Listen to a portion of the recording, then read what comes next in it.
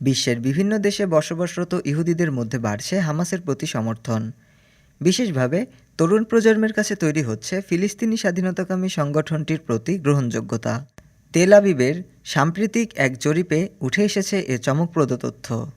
এই প্রবণতা সবচেয়ে বেশি ইসরায়েলি বংশোদ্ভূত মার্কিন তরুণদের মধ্যে।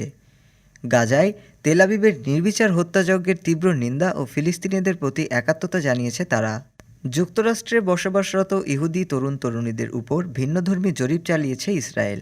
গাজা ইস্যুতে তাদের মতামত জানতে দেশটির অভিবাসী এবং ইহুদি বিদ্বেষ মনোভাব মোকাবিলা বিষয়ক মন্ত্রণালয়ের এই জরিপে উঠে এসেছে চাঞ্চল্যকর তথ্য। যুক্তরাষ্ট্রে প্রায় ৩৭% ইসরায়েলি কিশোর কিশোরী ফিলিস্তিনের স্বাধীনতাকামী সংগঠন হামাসের প্রতি সহমর্মিতা জানিয়েছে। একই সময়ে জরিপ চালানো হয় আরও কয়েকটি দেশে, যদিও সেসব দেশে এই সংখ্যা মাত্র ৭%। শুধু তাই নয়, ইসরায়েলি বংশোদ্ভূত ৪১.৩০% মার্কিন তরুণ মনে করেন গাজায় গণহত্যা চালাচ্ছে তেল আবিব, যদিও বিশ্বের অন্য প্রান্তে এর পক্ষে মত দিয়েছে ১০%। পাশাপাশি ফিলিস্তিনিদের সাথে একাত্মতা জানিয়েছে ৬৬% ইহুদি কিশোর কিশোরী। হামাসের হাতে জিম্মি ইসরায়েলিদের অনেকেই জানিয়েছেন তাদের ভালো অভিজ্ঞতার কথা।